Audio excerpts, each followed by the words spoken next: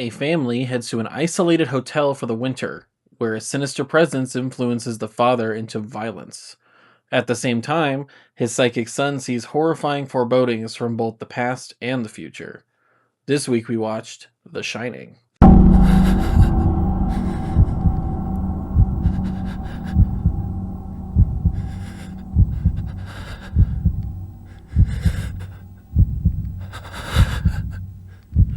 Hello?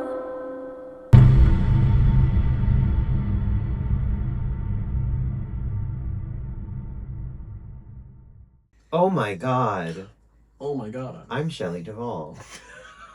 And welcome to Horror Legend. I am your host, Shelley Duvall. And I am your other host, Shelley Duvall. It is the 50th 50 episode. Yes. Yeah. 50. So for the 50 50th, years. 50 years we've been doing this. One episode a year. One episode a year. And I want to thank you for watching 50 episodes if you watched all 50, and if you haven't, go back and watch them. Go back and watch it. Don't be lazy. Yeah.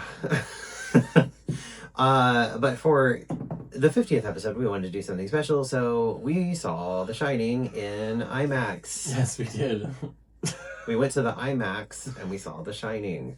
And you can stay the whole taking a shot when we mention The Shining, and this one is the whole episode is real about drunk. And yeah, since this is Legend's favorite movie, the movie that started it all, the movie that was very formative and very important in my childhood. Do you know how long it took us to remember the word formative? I was like, informative? After you... Reformative? And I'm sitting there like, I was like, it has formative in it. Oh yeah, that's the word. That's the word. All right. But yes, we did do The Shining, which, disclaimer, I first saw this movie when I was around 7 years old. Scared the shit out of me because I was a little kid. But this is the movie that catapulted a love for film, horror movies, me going into photography, me going into film, me going into acting. Like, this is the one that basically had an insane influence on my life. So this movie is very important to me. I know it's not a perfect movie. I also know that Stephen King hates this version of his book. But very important movie to me, and still, in my eyes, a masterpiece. I saw this movie when I was 30-something for the first time, and I liked it quite a lot.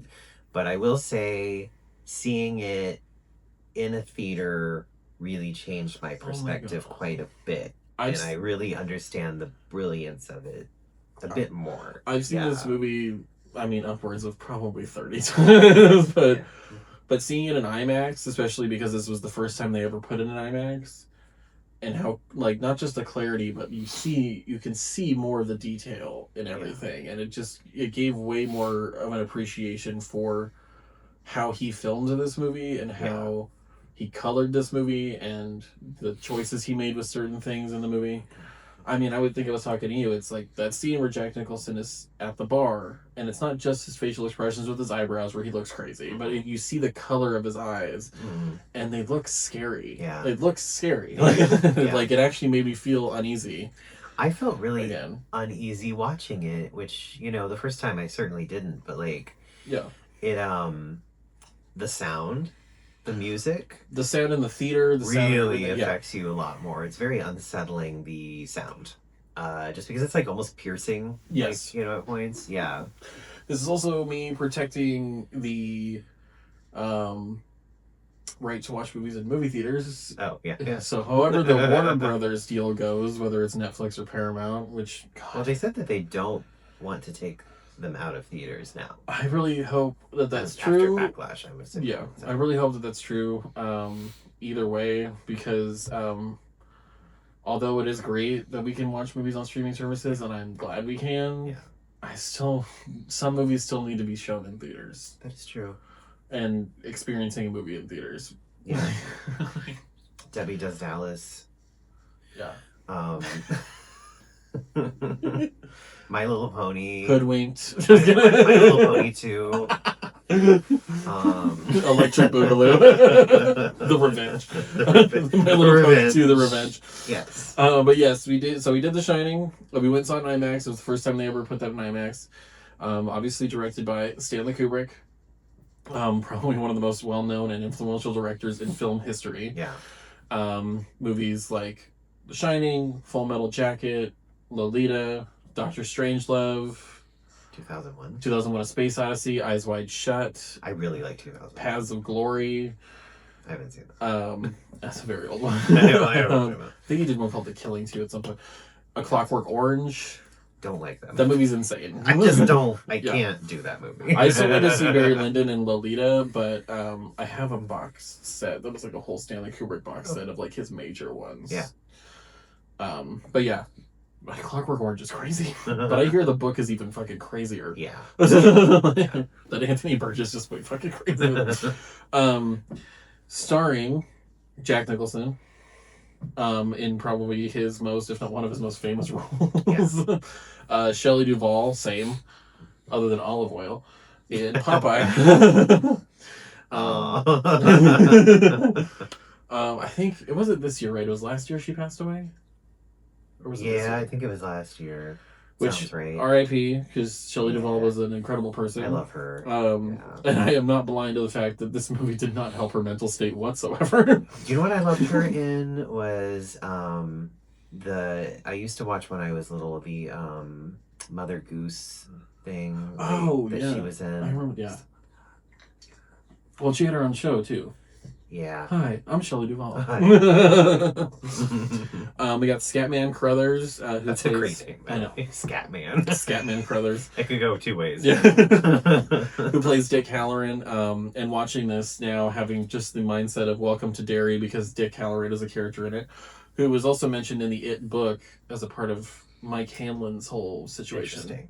I'm excited to get to that part of the book because I want to see how they do that in the book. Yeah. But they made him a big part of the show, which I thought was really cool. How that creature like it would interact with somebody who has something like The Shining, and how that clashes. Yeah. Danny Lloyd, who plays little Danny. Oh. Both Jack Nicholson and Danny Lloyd just sharing the name of their character. Yeah. And we'll get into some of how Kubrick protected him on set from a lot of the stuff that is in the movie, which is crazy to me that he didn't know that they were filming a horror movie. That is weird. Or at least, like, even if he did, like... I mean, I could see that. Yeah, even if he, like, saw it, that it was, like, kind of a horror movie, Kubrick protected him from a lot of the horrific things in it. Yeah. We got Barry Nelson, who plays Mr. Ullman, Philip Stone, who plays Grady, and Joe Turkel, who plays Lloyd the bartender, who is Tyrell in Blade Runner, another one of my favorite movies of all time. He's in a few things that I've seen. Yeah, he's just has such a cool look. He has a great... He's got those huge, thick glasses in Blade Runner, and it's so cool. Yeah. Yeah.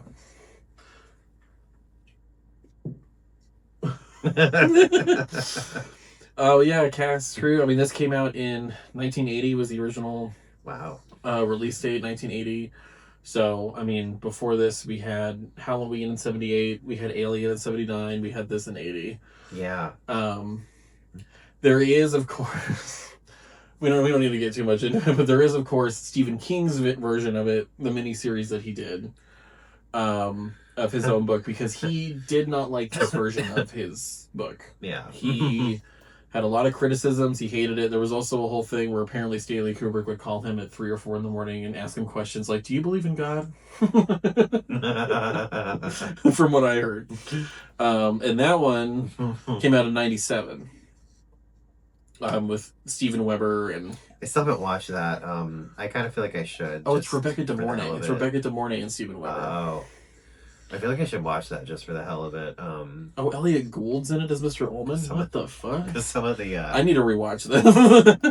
Because I will say, like, from what I've seen of it, it looks pretty cheesy. Kid who plays Danny got a fucking glow up. I will tell you that much. Really? Shawnee Smith is in it as a waitress for an episode? What the fuck? I need to rewatch this now. Some of it is not bad. Steven Weber, very good at playing Jack Torrance. They do actually film it in the Stanley Hotel in Colorado, whereas this one was filmed in a hotel in Oregon. Yeah. Part of, I think, he built most of that hotel too.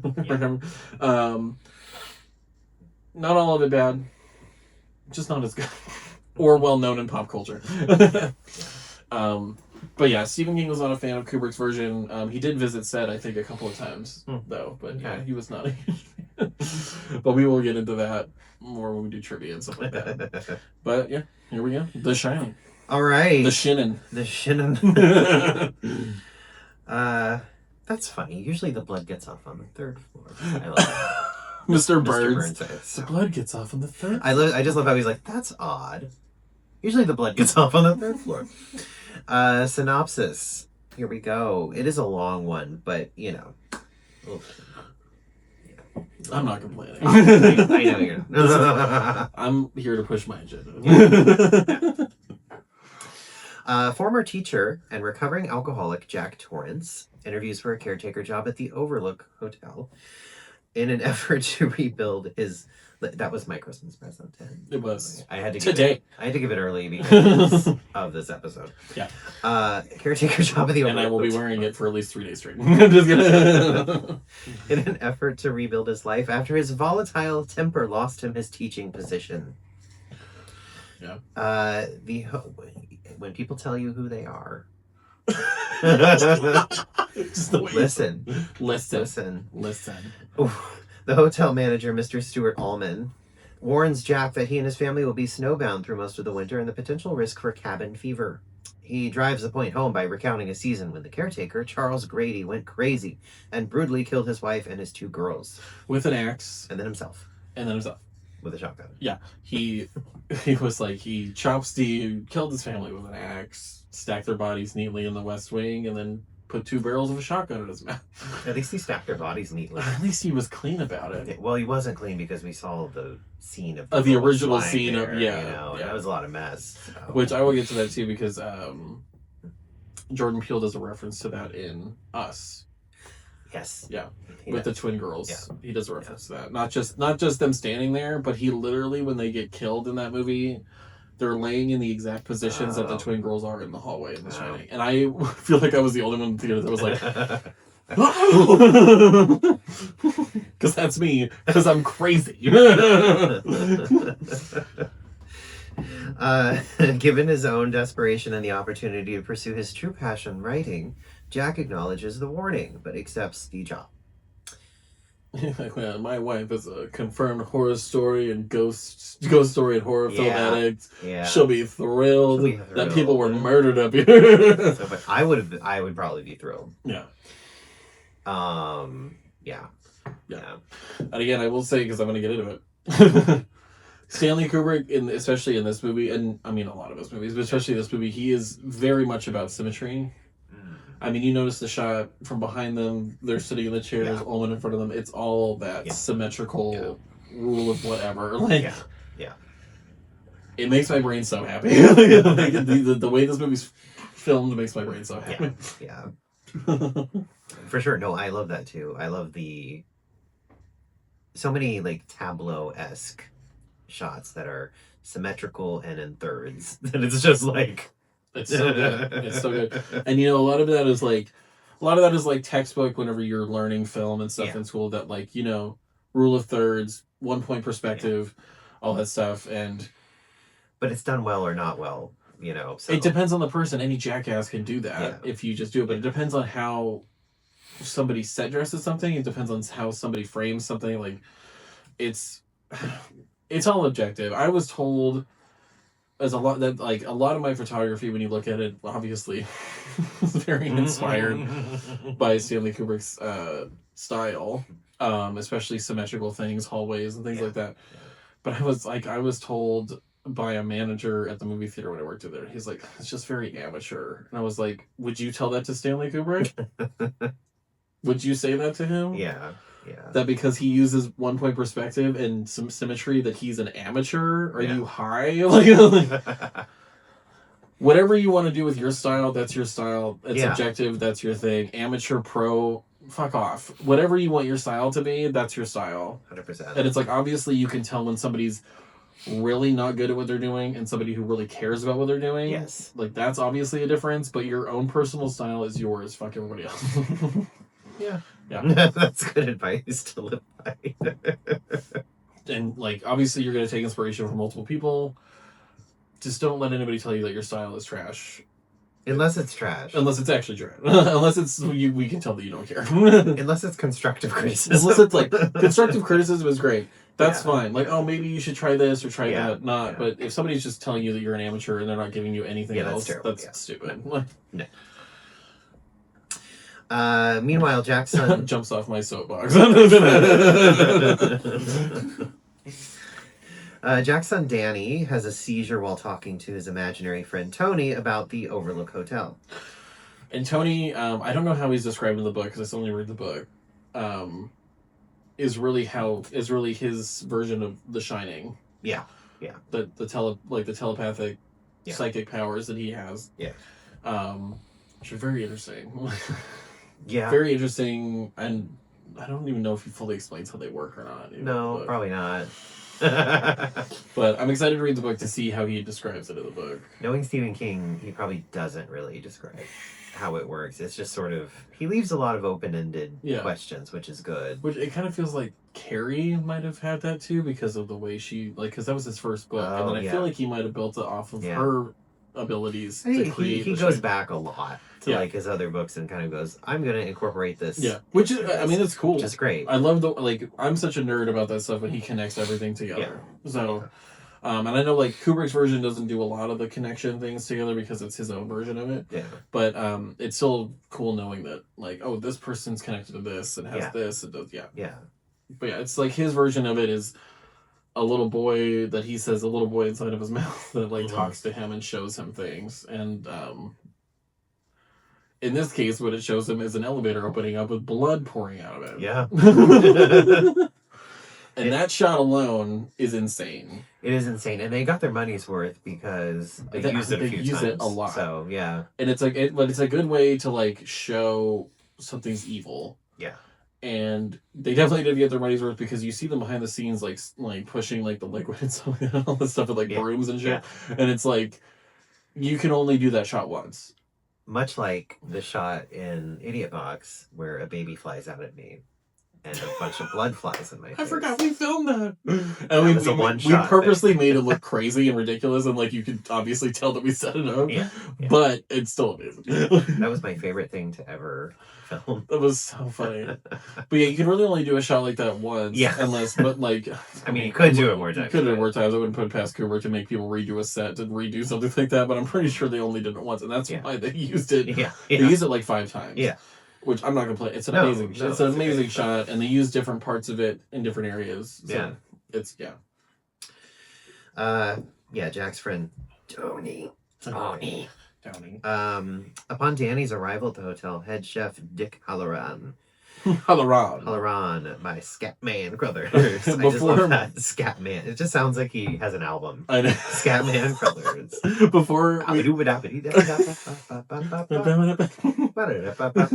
Sorry, go ahead. I'm the scat. Fuck, that's gonna be stuck in my head now. Before this, though, when they're in the car, it's like one of the funniest things that people always point out is like Jack Nicholson's already crazy. I love when they're in the car. Like, Jack Nicholson's already crazy. Yeah. Like, let's be honest. Like, she's like, "Is this where the Donner Party got snowbound?" She's like, "I think that was further east." And he's like, "What is that?" He's like, "Well, they had to eat each other." He's like, "I know all about cannibalism. I saw it on the TV." And it was just his whole like, "See, saw it on the television." He's like, already crazy psycho. Already doing the eyebrows. Yeah. Already like hates his family. Yeah. That's one criticism Stephen King had of it, was that he was already there. Like, well, yeah. There was no like. There's kind of a build-up, and there is a build-up, but there's no like insane build-up to him going insane. But here's the thing, I think it should have been the inherent qualities that he already had that were brought out. That get brought out. Yeah, exactly. Which I the like alcoholism. Exactly. Like, you know who he is kind of already, just from the stories that, you know. Yeah, and when they bring up with the doctor too, before they get to the hotel, that like he had an injury before because Jack came home drunk and he had thrown his papers everywhere, and all he tried to do was pull him up. Yeah. And he ended up dislocating his son's shoulder. Yeah. Which like which is a huge red flag. It is a huge red flag, and it is like more abusive. Obviously, he probably didn't mean to do it that hard. He was, Yeah. but he was drunk and whatever. So it's like it's not great. And it's funny. I really appreciate her performance so much after watching it in a theater and seeing. You get to see like very close facial expression. Like you get to like really like see her acting and how. For dear life, her cigarette ash was holding on. Ash was just holding on. But it's just the fragility that she displays, which Stephen King hated. But I think Stephen King said that he didn't like the way she was portrayed because she felt very weak. But I don't remember her being overly strong in the book. Whenever I read some of it, I mean, she has to be slightly weak to stay with this man. Yeah, I mean, like. If you notice the way she's acting when she's like, it's just like the thing you do 1,000 times with a child, like all this stuff. She's just like, this time it was a little too hard. It's just one of it's those things, it makes sense because a lot of people in abusive relationships that feel like they can't get out or whatever start making excuses to make things seem normal. Fully, she was making it seem normal when you could tell by the doctor's expression. The doctor's like, this is not okay, but like she's trying to normalize it because she just is kind of stuck in this situation. It's like when you tell a funny story to your therapist and then they're like, oh, I'm sorry. And you're like, oh. I'm so sorry. Maybe that was just me. That was funny. That was funny. Because she plays it really well in the sense that it's played like a person who you can tell is a little bit trapped in an abusive situation. Yeah. And making excuses for somebody when they shouldn't be, but doesn't know what else to do. Yeah. And if you're doing that, you should never feel bad about yourself. Please seek help if you can. This is not the late 70s, early 80s. Just leave. Get out. So they get to the hotel, and the head chef, Dick Halloran, recognizes that Danny is telepathic and speaks to him mentally. You want some ice cream, Doc? Ice cream, Doc. How do you know we call him Doc? Also, just to, because the games room scene is before this too, and just the hotel looks amazing. Oh yeah. I'm sorry, it's beautiful. And speaking of the symmetry thing, you can't help but film things symmetrically sometimes in a hotel because everything is built, which is really awesome. I love it. It's so cool, but the way that they built that in the style, because it's very vintage mid-century, but then older mid-century, older. Yeah. It's like a mix of older and newer. Because when he goes into the bathroom later in the bar, it's all that orange, red, whatever, which is very mid-century, but then the outside is very 30s, 20s. It's very early 20th century. It's 1910 sort of. And then it has a mix of 50s, 60s. Art Nouveau. There's some Art Nouveau things in it. Exactly. There's some And then of course you have all the Native American motifs, which of course they do, because that was put in later. Put in later. But because he said they're based off Navajo and Apache motifs. Yeah. Which I don't know if that makes sense for Colorado, does it? I have no idea. I don't think it does. Well, because Window Rock is close to Colorado, isn't it? Because it's on the border. Arizona. Well, I know the Navajo Nation goes up very far north, so that's that probably makes sense. Yeah. Yeah, I don't know about Apache. I don't know. Let us know. Let us know. Superstition Mountains and stuff is around where Apaches are. Well, that's a huge, huge nation. Right? It's huge. Obviously used to be a huge nation. But I think that in and of itself is a... I think Navajo makes more sense than Apache. I think Apache is in and of itself a generalized term for a lot of other tribes. Yeah. I think a lot of people just throw a name onto a tribe because they just see Native Americans and they're like, blanket statement, which is not. I think Navajo makes more sense because I think it's closer to up there, but... Yeah, or Dine. Let us know. I don't know. Yeah. If you know, let us know. Because it does follow, as they're doing the tour, it does follow the dumbest trope that Stephen King has ever put in a book, but also the dumbest trope horror movies do, which is it was built on an ancient Indian burial ground. We had to repel some Indian attacks. This is maybe stop. Maybe stop doing that. Well, it's like Pet Cemetery. It's not the Pet Cemetery. It's the ancient Indian burial ground past the Pet Cemetery. You don't want to go down that road.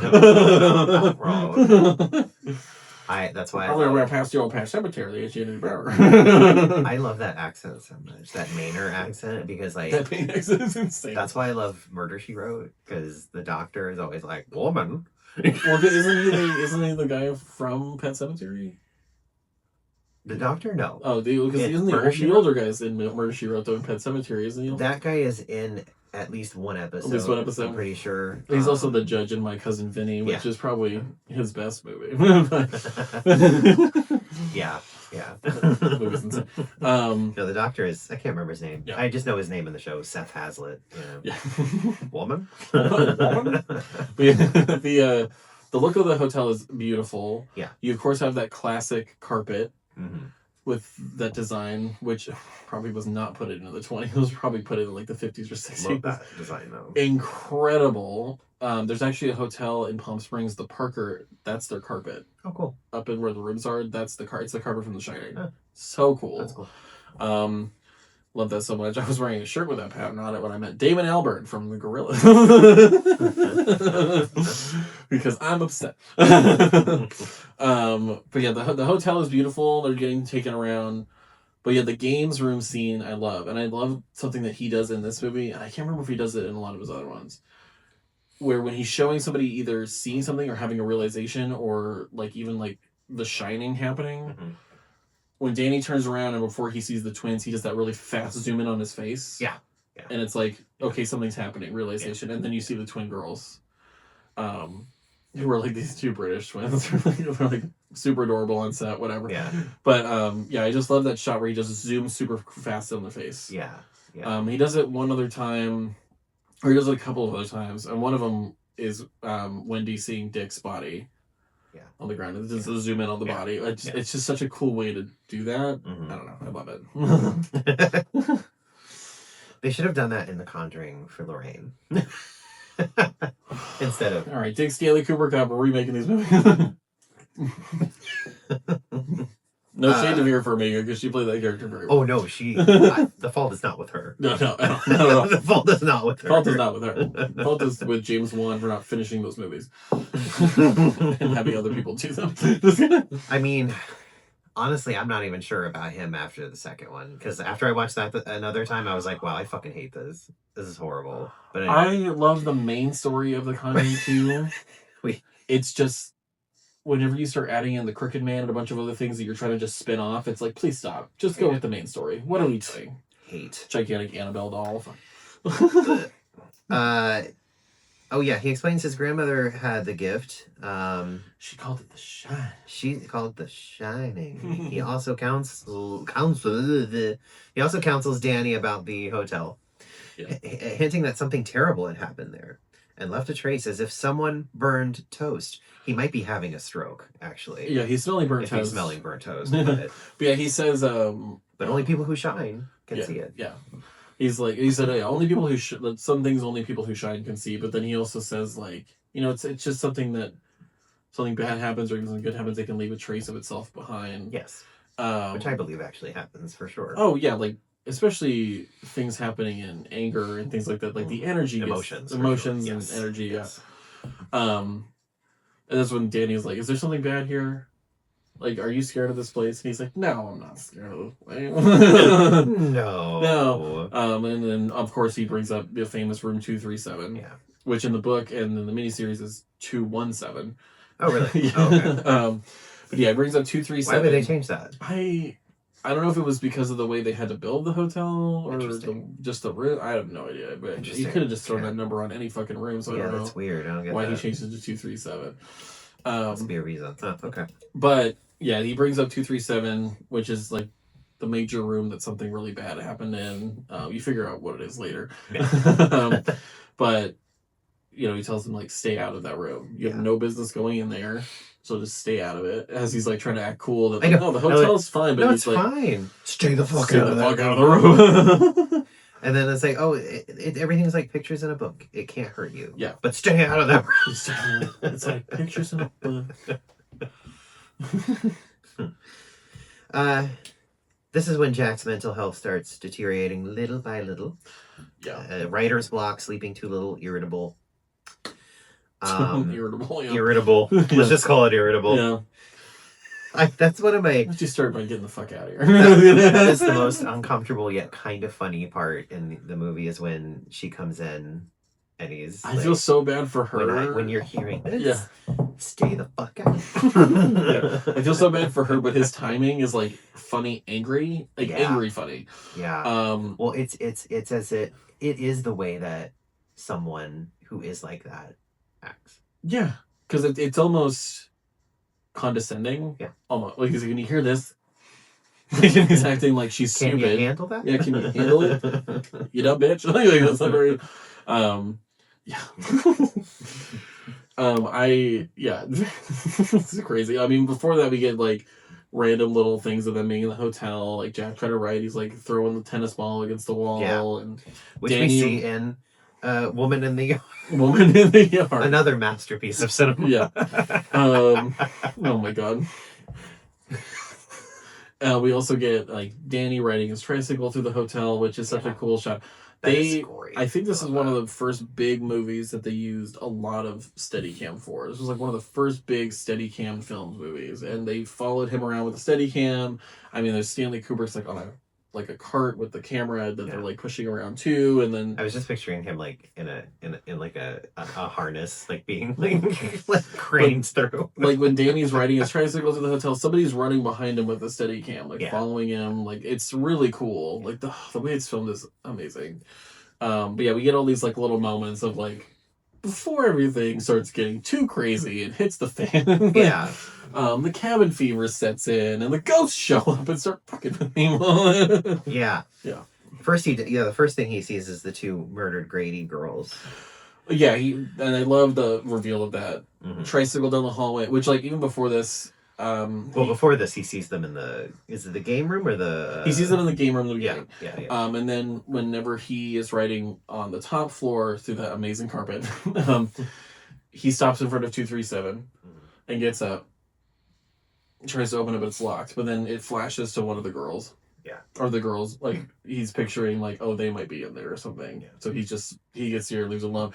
And I love this shot because when he rides away, they don't follow him. So the way he looks whenever he's going, it looks like he's getting smaller and smaller before he turns the corner. It just looks so cool. The way it looks, like, going down the hallway because of the forced perspective. Yeah. But this time, you get the reveal, and it's going around the corner and you hear the gong go off and you see the girls, and of course it's the classic come and play with us. Come and play with us, Danny. Play with us, Danny. As it cuts back and forth between them bloody and dead on the floor from axe wounds to them standing in the hallway and him seeing all this crazy forever ever and ever and ever. It hasn't started snowing yet, so Jack's wife Wendy and Danny walk through the hedge maze outside, making a game out of it, stopping at dead ends and fixing their mistakes. So they get he gets a little lay of the land of the hedge maze before he has to run for his life through it later. Yeah. Which that hedge maze is so cool. I really love it. I think in the book and in the miniseries, they were hedge animals that end up attacking him at some point. Interesting. But I love the switch to the hedge maze. The hedge maze is so cool. Yeah, and him, of course, repeating the motif of it constantly through the movie in little tiny tidbits here and there. Like in the beginning in the Almond's office, like Jack Nicholson's tie is green and it has that kind of thing, and then you see the miniature version of it. Which that's this scene, because whenever they're going to the maze, Jack Nicholson's going over to it and looking at the miniature, and then you have that top-down shot of the whole maze, which is amazing. Yeah. So cool looking. I feel like this movie started the whole horror miniature thing. Oh, maybe. Because horror movies always have miniatures that are zoomed into, and that's like Hereditary. Like so many other ones. I mean, yeah. Hereditary does that so well, though, with that opening scene where, like, that was beautiful. You're going into a miniature, but then somebody's walking into the room, and it's like... I'm not going to disagree. That movie is beautiful. Oh, beautiful movie. I know you don't like it because of the... Like, you can recognize that it's a great movie, but you don't like it because it's not horror. It's depression. Like, I'm sorry. It's sadness, it's not depression. It's like just a Greek tragedy. It's complete with like a Deus Ex Machina, sort of, in the opposite way. Things at the end. What would that be called? Satanus Ex Machina? Machina Ex Deus. I'm just gonna... Yeah, I don't know. Anyway. That's what the God machine, right? Deus Ex Machina is sort of the way that they ended things sometimes in Greek plays, where the god comes down and just kind of goes, "This is the end of it. I fixed it." Oh yeah. So it's kind of like that trope of like something just like they were dead the whole time, or like just something like that like just kind of goes like. It was like too easy. It's too easy. Too easy. Yeah. They're just like, we don't know how to end this, so God fixed it. Yeah. One day, a ball rolls towards Danny as he plays with his toys. It appears to have come from the open door of room 237. Danny goes in. His cute little Apollo 11 sweatshirt. Oh my god. Yeah. I want to... Maybe I should be that for Halloween. Get a wig. Get a bob. Find that sweater. Hit me with a bomb. Hit me with a bob. Bus driver wig. At that moment, Wendy comes running from the basement. At the sound of Jack's screams in the lounge, he tells her that he had a nightmare in which he used an axe to chop Danny and her into little pieces. Which another great Steadicam shot following her behind into the room. Yes. And like, yes. What's weird about seeing shots like that and where people come from in the hotel to different places and the doors they go through, you realize like everything is like, every room is like kind of connected to each other. Like the major rooms, like everything's weirdly connected to each other. Like a hedge maze. Yeah. And I know like Kubrick did a lot of that on purpose. And like I probably somewhere in the trivia, but if you notice a lot of the doors in the hotel, if you really look, way too close together. Yeah. I mean, room 237 is huge, and yet the door next to it is like right next to the door. Yeah. It makes no sense. And he did that on purpose to subconsciously make people feel uneasy. Yeah. Because nobody's just sitting there like, the door's exactly. a little too close to get like nobody like subconsciously it fucks with you. Yeah. There's a whole documentary called Room 237 that I still need to see, but it goes into all those little things. Yeah. But yeah, Kubrick was. It's kind of like Del Toro. He's not a man that leaves any detail out and notices every little thing. I mean, he was a perfectionist, which we won't get into some of that in the trivia because of how many takes some scenes took. But he's a perfectionist, and he uses different tactics to get actors where he wants them to be. Some of them not great. Yeah. Especially when you're fucking with Shelley Duvall's head the whole time. But yeah, the hotel is the way it's set up is just crazy because it just seems like everything is connected and flows together and like it's I don't know, it's weird. I couldn't do that to Shelley Duvall. Oh God, she's so sweet. I would have a hard time playing Jack Nicholson's character yelling at Shelley Duvall. I wouldn't have a hard time playing a character. I'd have a hard time being someone who's her boss and being that fucked up. Anyway. Because that's a character. That's a character. That's a character. Who you are. And that's acting. I'm acting. Acting. As a disconcerted Wendy, I should say she's slightly disconcerted. Yeah, no shit. Promises that everything's going to be okay. Danny appears at the other end of the room looking disoriented and sucking his thumb. His sweater is ripped and there are bruises on his neck. He does not answer when Wendy asks what happened. She assumes it is Jack, angrily accuses him, and takes the child back to her suite. You did this to him. You did this. You son of a bitch. You son of a bitch. And of course, he's obviously confused. He's like, what? Kind of. Yeah. Yeah. He's like, oh. He's confused. And then he gets angry. Yeah. So even well before this, when they're just out in the snow, when it first starts to snow, because this is after it starts to snow. Yeah. When it first starts to snow, there's a famous shot, and it's just Jack Nicholson staring out of the window at them outside and just staring. Yeah. And it's like a famous Kubrick stare. He's used it in every movie. Yeah. Alex in A Clockwork Orange in the very beginning, Jack Nicholson in The Shining. I think Gomer Pyle or Vincent D'Onofrio in Full Metal Jacket. Like it's like he's used that Kubrick stare that they call it many times to show when people have completely are gone and just lost it. I've lost it. I was just like completely going like slowly slipping into madness. Yeah. And it's crazy because you think about that, and you think about the fact that he has it in the very beginning of A Clockwork Orange, which means that Alex was never saved. Already gone. Was never saved to begin with. Yeah. feel like I should try watching that again. Isn't it? That movie's insane. Ugh. One crazy thing Every about time that I can get into real quick is it's that whole rape scene where they like attack the redhead woman or whatever, and like he's just randomly started singing in the rain. Yeah. And Kubrick was like, buy the rights to that immediately. Because he just told him to improvise. And he just started singing that, and he just immediately bought the rights to the song. Wow. And then I think Malcolm McDowell asked her, like, she's like, oh, you're a real redhead? She's like, you're about to find out.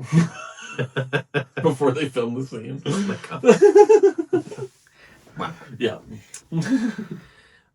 Jack is furious about the accusation. He storms around the hotel, making his way to the gold ballroom. Sinking defeatedly onto a stool at an empty bar, his head in his hands, Jack declares that he would sell his soul for one drink. God, that gold ballroom, too. Yeah. Crazy. Seriously.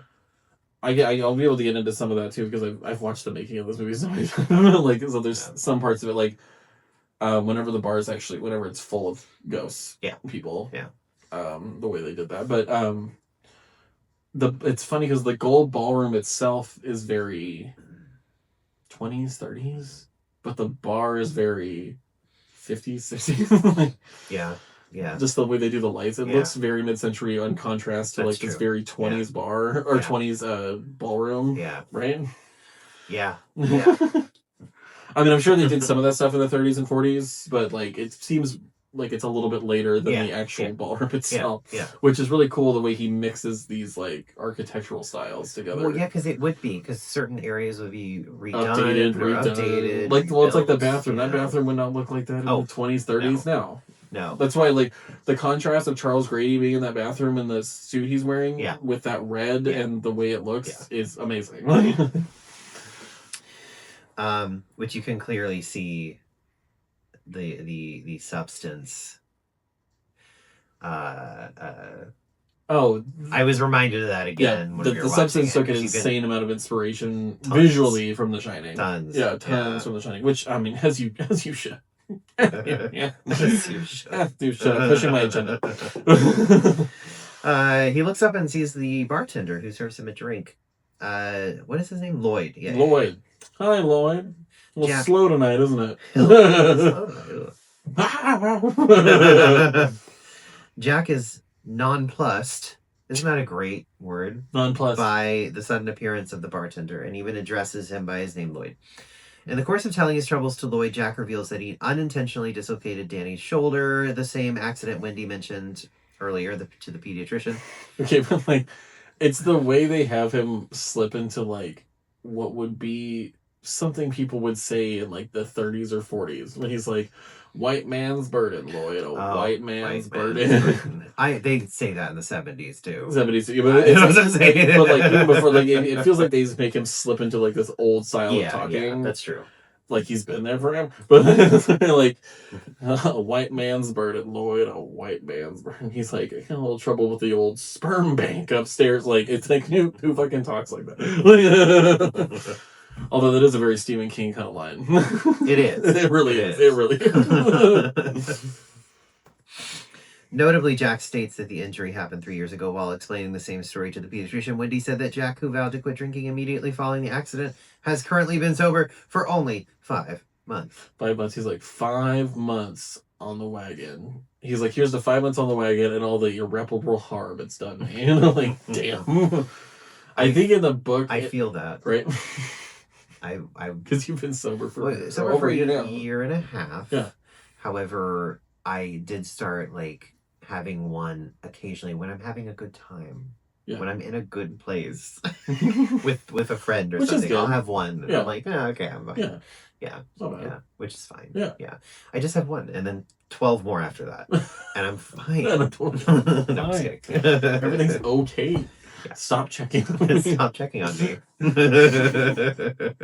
5 months on the wagon and the irreparable harm it's caused me, which is just like... Well, yeah, he's just blaming his wife for everything. Yeah. Yeah. And it's always, he's blaming other people. He's blaming other people. Which is an alcoholic thing to do. Oh, yeah. Never, like, not really ever taking responsibility for how he's acting. Exactly. Ever. Yeah. Yeah. Nor has it seemed like he actually apologized. Oh, ever. Yeah. needs to go to AA. I didn't go to AA. I don't because I'm like, it's too we gaudy. can talk about that. Like we can talk about after too, but because I think in the book in Doctor Sleep, which is the sequel to The Shining, I think one of the lines is like first. I think the line that he says in that his dad used to say, or something somebody used to say, was like, first the man takes a drink, then the drink takes a drink, then the drink takes the man. Oh, okay. Is the line that Stephen King wrote for I think Doctor Sleep, and because Danny in Doctor Sleep is going through rehab because he becomes an alcoholic. He's a crazy alcoholic too because his dad. Now I want to rewatch that. The movie is it's good. So good. It's really good. Mike Flanagan understands how to do Stephen King so well. Yeah. And melding Stanley Kubrick's version with Stephen King's that's what I thought version he was very good at, was melding the two versions. Incredible. Yeah. Also, the reconstruction of the hotel, insane. Also, I will say Rebecca Ferguson as the villain, incredible. Her and Ewan McGregor are not huge horror people. Yeah. But they read the script and they wanted to do it. And I'm so glad because she was so good as Rose the Hat. Really was good. Because the same people do other things. Like Toni Collette is not a huge horror person, but she read the script for Hereditary and she was like, I kind of have to do. Well, I saw an interview with her. She doesn't like horror. No, she's like, I don't even understand how people watch Hereditary. I don't understand how people watch any of these movies. She's like, I can't do it. but she was in it because she loved the script so much. Yeah. Oh. I'm like, what is? It was like a bug. It was like a flying bug, and I thought it was a mosquito, so it scared me. Like, jump scare. Yeah, jump scare. Jesus Christ. Okay. Where were we? A frantic Wendy enters, finding Jack seemingly alone at the bar. She pleads with him to investigate Danny's claim that a crazy woman attacked him in the bathtub of room 237. Are you out of your fucking mind? Out of your fucking mind. I love him. He's so good at being crazy, but Jack Nicholson just has it's like that crazy comedic timing. It is comedic, and it works so well. It works so well for that character. Because one person I will say that does not work well for. Did we do the Amityville Horror? We did the Amityville Horror. Yeah. The remake they did with Ryan Reynolds. Oh yeah. Who was trying to be crazy and trying to be angry or whatever. It's like your timing is way too comedic. It does not come off as any of that. There's a fine line. It's real stupid. There's a fine line. line. Jack Nicholson knows the line. He knows that line. Because there is it's. The line between comedy and horror is pretty thin. Yeah. But if you can ride that, that's great. Yeah. But some people get up. Which you were talking about Dr. Sleep, and who played Wendy in that? I don't know. Because she was fucking. I don't know her name, but she did a very good job. Yeah. Recreating Shelley Duvall's version. Yeah. Of the character. She did a really good job. Yeah. Yeah. Anyway, same with the guy who played Dick Halloran. Wanted to say that. Dick Halloran did a very good job. Yeah. They did a really good job recreating those characters based off of the actors in the Kubrick version. Mm-hmm. Yeah, she was great. Jack approaches the door to room 237. Danny appears to be having a seizure in his own room because of the shinnin. Dick, back at his home in Florida, stares wide-eyed. He takes his eyes off of the TV and all of the naked women pictures that he has on the wall. Love that shit. Which I love. Beautiful. Painting. The painting that's above the TV. Both of them. I want it.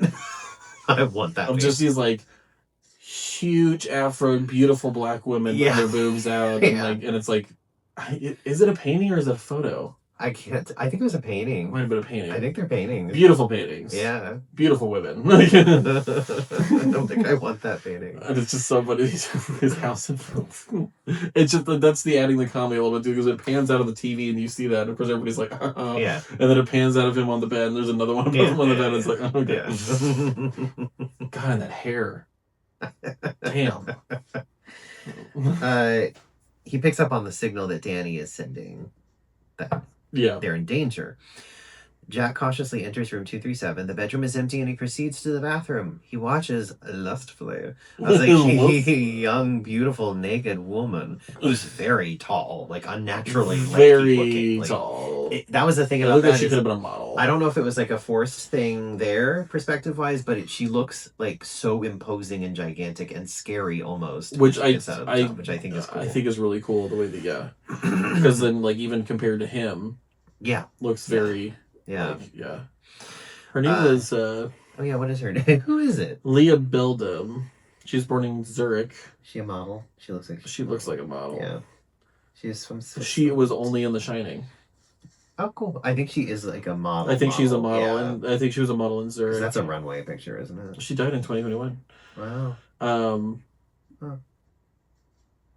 50-50 critique. Oh, Ready Player One. I forgot, because Ready Player One has an entire section for 15 minutes that's them going through The Shining. Yeah. And because it's Steven Spielberg. Yeah. And he idolized Kubrick. Yeah. There's a whole section that are going through The Shining. It's crazy. Mr. Skin's favorite horror movie nude scenes. That's funny. So I think she was a model, and this is the only movie she did was The Shining. The two approach each other and embrace in a passionate kiss. Jack catches a glimpse of their reflection in the mirror and sees that the woman is actually an old rotting corpse. Yeah, I think what's implied is that it's Grady's wife. Yeah. Because obviously the twins are his daughters. Yeah. And I think it's supposed to be Grady's wife. Actually, I don't know, because like it's an old woman though. Yeah. So I don't know who that actually is implied to be. Because I don't think she's that old in the original. No, because I never really understood like who that was implied to be, because, or unless it was just, to me, what I thought, it was just like another tragedy in the hotel that they don't talk about. It definitely could have been. Yeah. And like obviously she's that crazy in death. Maybe she was that psychotic in life. Mm-hmm. But she transforms into this elderly woman, a walking corpse with rotting, sagging skin, and cackles madly while reaching for him with outstretched arms. The old woman in the bathtub in The Shining is the ghost of Lorraine Massey, a wealthy woman who died in room 237 after being abandoned by her young lover, a bellboy. In the film, she appears as a beautiful woman before transforming into a rotting corpse. See, I thought it was a separate story, like a separate, like, ghost. So it is, yeah. Okay. Yeah. She was a wealthy woman who died in her room after being abandoned by her young lover. Okay. In the book, in the miniseries, Lorraine Massey was the wife of a rich lawyer who brought a young lover to the Overlook, where he eventually deserted her. She died in the bathtub, and her ghost haunts 237. Okay. Yeah. Okay. Awesome. Obviously, they don't say that in the Kubrick version, but I'm pretty sure that's what was in the book and the miniseries. Stunned, Jack staggers out of the room, locking the door after him. The twins have got to be Grady's kids, though. That's definitely Grady's kids. Yeah, for sure. When he reports back to Wendy, Jack denies anything amiss in room 237. Wendy suggests they take Danny to a doctor. Jack becomes irate because he's like, leave the hotel, because that like because at first he's like understanding, and then it triggers him when she says leave the hotel, because whatever there is telling him not to leave. Yeah, when he comes back to the room, and then she's like, I think we need to leave. Yeah. Which, like, God, you know what you could have done? Let them two leave to go to the hospital, just get them checked out, and you just stay at the fucking hotel. Yeah, but he has to kill them, though. I know. The driving force is telling him to kill them, so they have to stay. The driving force is telling him to, like, basically keep them all there, so that they explain it more in Doctor Sleep a little bit, but Halloran says even some places shine and some don't, and the Overlook Hotel is one of those, as they explain in Doctor Sleep, very hungry places that just wants more and more, like, souls to feed on, people like that. But it can sense the power in the young kid, and that's why it comes after the family. It can sense and that's why they take Rebecca Ferguson there at the end, is because a place like that is dangerous for people who have that power, because it wants it. It wants to feed on it, which is such a crazy thing. And I still don't know if that's what they do in the book Doctor Sleep, just because the ending of the original Shining, the hotel blows up, so I have no idea. If they, because I think they changed the ending a little bit, but it's cool the way he does that, because she's a part of the True Knot, which is like those people who feed on people who have the Shining. Oh, okay. They feed on people like that because it makes them live forever and younger. Oh, okay. That's why they kill that little kid in it, is because he has a little bit of it and he knows things, and he only has a little bit. But then she senses Danny, because Danny apparently is one of the most powerful people with it. He just doesn't really know how to control it. Yeah. Which is crazy, because Dick Halloran's the one that talks to him about it and has it for a long time. But it's implied that Danny's version of The Shining is way stronger than his. Yeah. Like, he's way more powerful, which is crazy. And then the little girl in Doctor Sleep is even more, like, on the par of being, like, one of the most powerful people with it. Yeah. Once she realizes what she's doing. Which is Doctor Sleep is so cool. But this whole connection with The Shining and everything is so cool. I mean, they've used it in other versions of Stephen King stuff. Yeah. Castle Rock and we'll probably like do Doctor Sleep at some point. Would love. Yeah, we'll do that. Would love, because one of Mike Flanagan's next best movies. year. Next year. We already have the rest of these planned out. So. Yeah. Insisting that they can't leave the hotel because of his obligation to his employers, he storms out, returning to the Gold Room, which is now the scene of an extravagant party with guests dressed in 1920s fashion. This is the Gold Ballroom? Yeah. If you... So when he's walking through, if you notice, like, you can kind of hear people talking. You hear the music, like midnight with the stars, whatever. That's literally a turntable record in the very back of the thing, and speakers are hidden throughout the thing to play that song. Oh. And they did play it while they filmed the scene. Oh. And then he told all the actors to literally just, like, they're not actually talking. They're mouthing their conversations. And then they just added all that shit in later.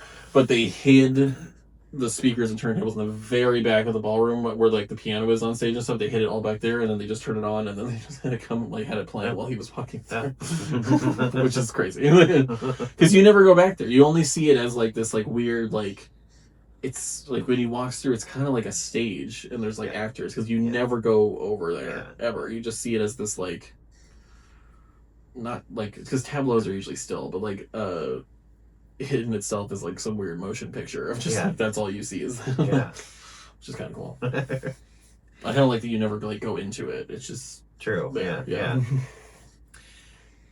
He doesn't get far when a butler carrying a tray runs into him, spilling advocat on his jacket. Not the avocado. I know, advocat. Not the avocado. It stains. It stains. The butler convinces Jack to come into the bathroom. The ballroom. The bathroom to clean up. Isn't the men's bathroom just a ballroom? Oh my god. I have a ball in there. Sometimes two. The butler introduces himself as Delbert Grady. I'll never forget. Hold on. So I used to live in San Francisco for a very long time, but the first time I went to a bar, no, it's not the first time. It was one time I went to a bar there. It was the what is the Eagle there? Okay. The Eagle has like, there's the Eagle in New York and okay. But the Eagle. I've heard the name. I feel like it's like it's a raunchy ass gay bar, like with leather and like, it's kind of like Anvil here. Yeah, it's like that, but like to another level sometimes. Fantastic. I walked into the bathroom. And there was just two French guys just pissing on each other. And fantastic. Great. I was like, wow, this is San Francisco. Okay. Now I've seen it.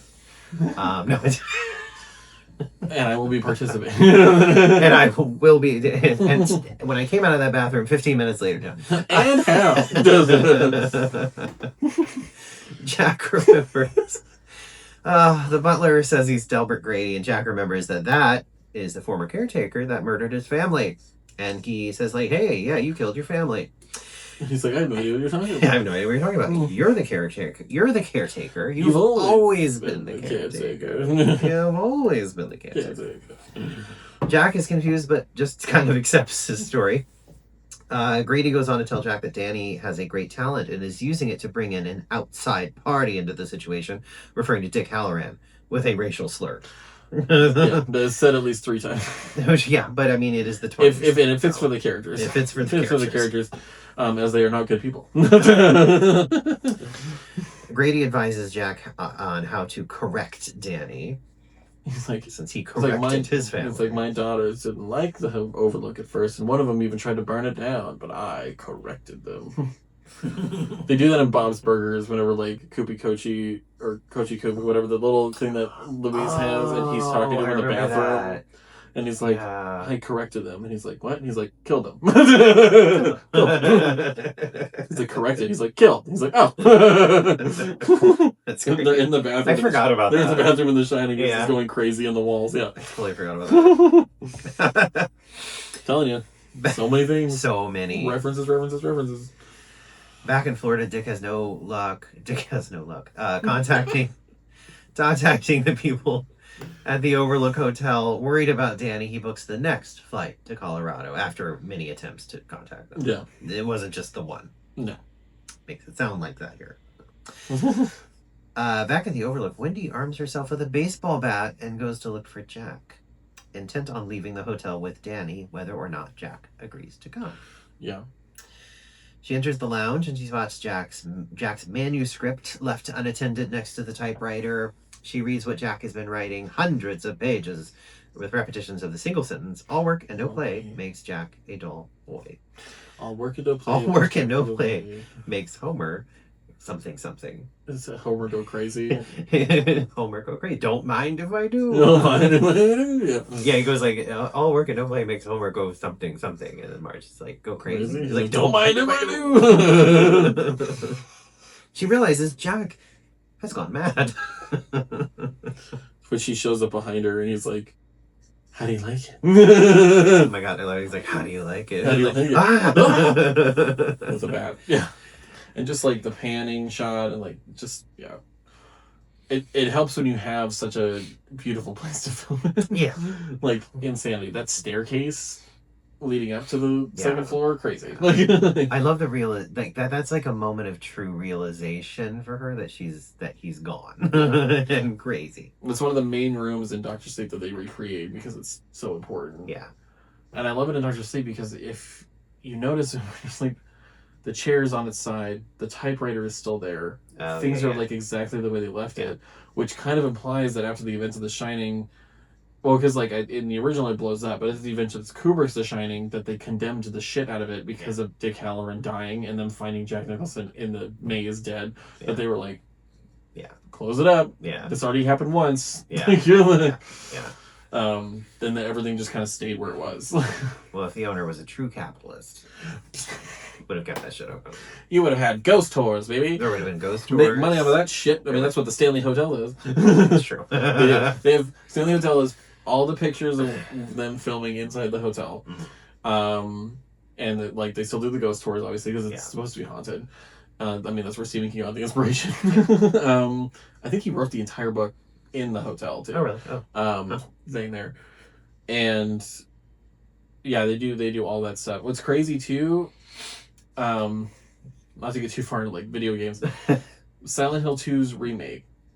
In Silent Hill 2, you go into a hotel at the very end. It's the hotel thing. I definitely didn't get to that part. Yeah, they recreated the hotel that you go into. Oh, okay. And if you look at the hotel in Silent Hill 2's remake, I don't think anybody ever put this together, is literally the inside of the Stanley Hotel. Really? They literally recreated the inside of the Stanley Hotel. That's funny. The same staircase, the same little thing in the center of the room, the same place where the gift shop is. Like, they recreated the Stanley Hotel. And at least the lobby is the Stanley Hotel. Like, do you know what I really love is the going back, like in the lead up till the true madness starts. Yeah. Whenever they say like, oh, Tuesday or a month later, or they do that. When it just like, and then they just it's like that really crazy music show, because something's happening, and then it's all Tuesday. Yeah. And then they just show the exterior shot of the hotel perfectly aligned with the mountains behind it. Yeah. Gorgeous. Like gorgeous. I love that. And it's like you see the same shot before snow, a little bit of snow, after it's snow, and then just like white out, like full heavy white out snow. Yeah, I mean that he was not lying when he's like, you can't keep the roads open, it gets 20 feet of snow, and it's like, Jesus Christ. Jack approaches from behind and sarcastically asks, how do you like it? How do you Wendy shrieks with alarm and wheels around to face him. A confrontation ensues as Jack demands to know her intentions regarding leaving the hotel with Danny. This is such a good tracking following shot. Slowly backing up with her brandishing the bat. Yeah. She screams at Jack not to hurt her, and she swears that he will not. Instead, he intends to kill her. Wendy, darling, light of my life. I said I'm not gonna hurt you. You didn't let me finish my sentence. I said I'm not gonna hurt you. I'm just gonna bash your brains in. Bash them right the fuck in. Crazy. And meanwhile she's I don't know how as a person you don't feel terror acting with that. Yeah. In a scene, like even knowing like, oh, this is an actor playing a character, like that's still scary as fuck. A little, yeah. Seeing, because like I know like Jack Nicholson's not like an over the top method actor. Yeah, exactly. But he would get into it. Yeah. And like being on the opposite end of that, acting with that would I would probably forget a line or two at some point. That's true. Terrifying. Yeah. Watching this other person, just like slip into that and go super into it, like crazy. I'd have a hard time not laughing, unfortunately, because that's where my brain. Oh yeah, we would like if I laugh, it'd be also out of fear. I'd be like, Well, especially because the lines are so ridiculous in a way that I would laugh. Honestly, if I was acting in that scene, I would laugh. But that's me. No, I love that she's. Sorry, I just love the way that she's just with the bat, like. Like, it's so ineffective and weird. Like, I don't know. Just like, stop it. Until the very end when she finally gets the courage to just fully swing. Yeah, and then finally she swings it. But I guess it, like, goes back to, like, who that character in the movie is, who is kind of weak and is afraid and is, like, timid about, like, she doesn't want to actually hurt him. She's like, You see, it's not until the end, especially after the bat hitting him and stuff like that, whenever she, like, has a flip of, like, she's still scared, but you can kind of tell that she's more like, no, we're getting the fuck out of here. Like, but she deals with a lot of shit while he's chasing Danny through that main inside the hotel. Yeah. But she finally hits him on the head. He tumbles down the staircase. Smacks him because he tries to grab the bat. She smacks him in the hand and hits him over the head with it. Yeah. Falls down the stairs. He hurts his ankle in the process as well. In the book, it's not an axe or a bat. I think it's a croquet mallet. Oh, really? I think I remember at some point, like, Steven Weber, like, dragging her into the main lobby and, like, breaking her ribs by hitting her with a croquet mallet. Like, damn. I swear to God it's a croquet mallet. I could be wrong. Wendy drags Jack's limp body to the pantry and locks him inside as he's regaining consciousness. Jack tells her that he has sabotaged the radio as well as the snowcat, stranding them all there. She goes outside to check on the snowcat and confirms what he told her. A few hours later, Jack is roused from a nap by the sound of Delbert Grady's voice. Grady expresses disappointment and the lack of confidence in Jack, but Jack assures him that he can get the job done if given one more chance. So, which I think is still he unlocks the door for him. I think it's still normal, even in the miniseries and stuff, where like Grady's like, "Are you gonna do it?" Yeah. Like, what do you do? Do it. Do it. Fucking do it. Wendy has fallen asleep in her room. Danny's in a trance carrying a knife and muttering, "Red rum. Red rum." Famous scene. Yeah, of course. He takes Wendy's lipstick and applies it on his face. No, he just in the mirror, really crazy, going, "Red rum. Red rum." He begins shouting it, which he does after he writes it on the door. He writes it on the door, with the backwards R, which we see. The backwards R. Which they took for Woman in the Yard. Woman in the Yard as well. Yeah. Keep writing R's backwards. I feel like they kind of shamelessly used some things in that movie. Maybe. Yeah. Which is fine. Yeah. Just don't try to deny it. Then she sees the reflection, and obviously red rum is murder. It's murder backwards. Yeah. Murder. At that instant, banging sounds start coming from the door to the hallway, and that's Jack's with the axe. Jack with the axe. Yeah. Jack's with the axe. That's another comedic timing. Well, like, I'll get into the filming of it, but like another comedic timing. Wendy, I'm home. Wendy, I'm home. She opens up the they go to the bathroom. She opens up the window. He can fit out. Danny can fit out, so she throws him out the window. He slides down the little snow. Yeah. But she can't get out. No. She's too big. She is a big bit. No, I'm just kidding. A huge. She's so tiny. She's so tiny. She's so skinny. Like, I feel like if she would have pushed it a little more, she might have been able to do it. But she couldn't get the window all the way open either. No. If she could get it all the way open, she could have gotten out. Yeah.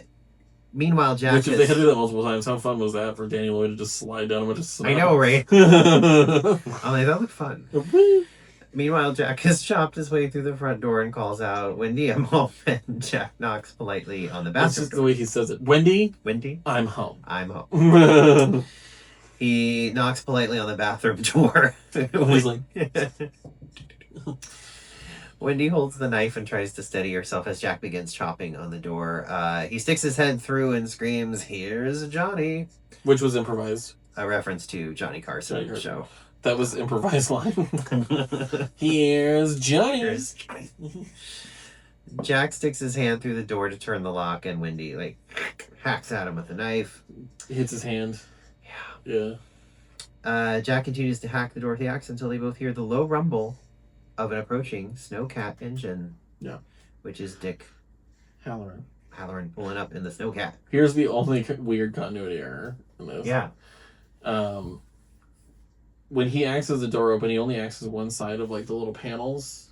Yeah. And does the thing. But whenever the camera looks at him, whenever he turns around and he's hearing the Snowcat, both of them are axed out. Oh.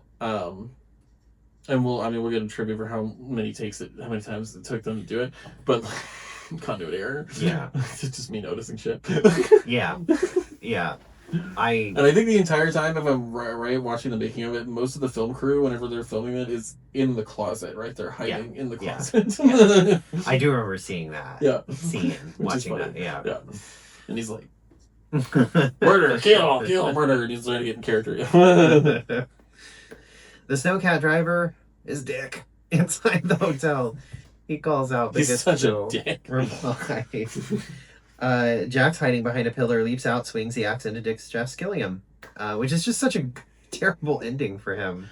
It's so sad, especially now knowing that he's like mentioned in it, and now he's in Welcome to Derry, because it's like, cool, he survived this insane cosmic shape-shifting entity just to get axed by Jack Torrance. Right?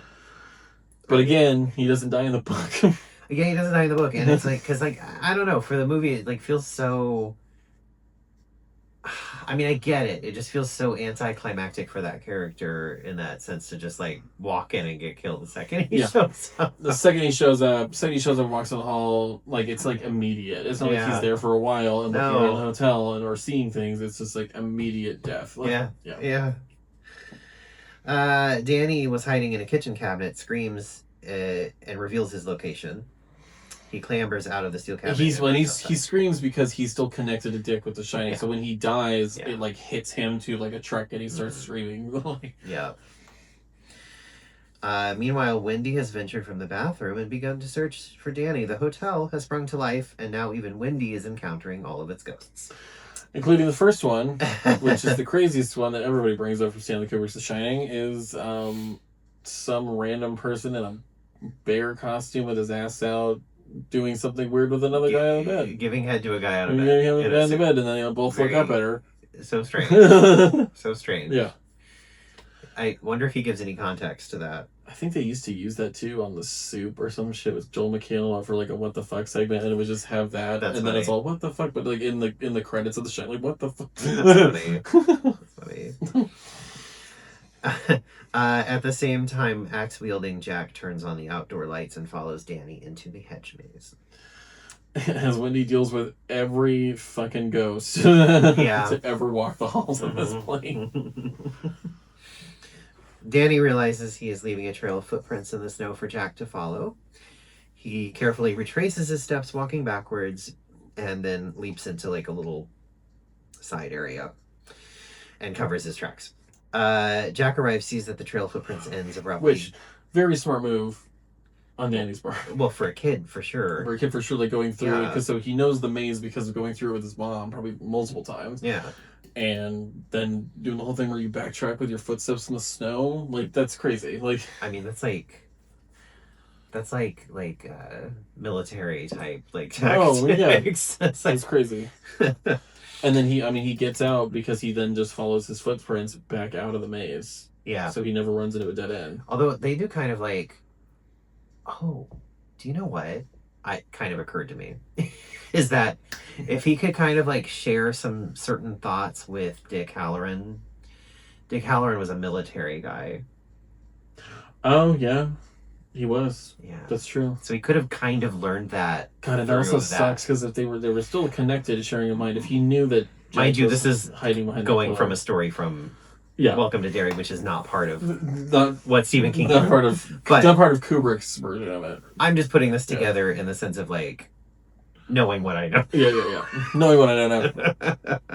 Not it's not a bad. It's not a bad. It's possible. It's not a bad explanation.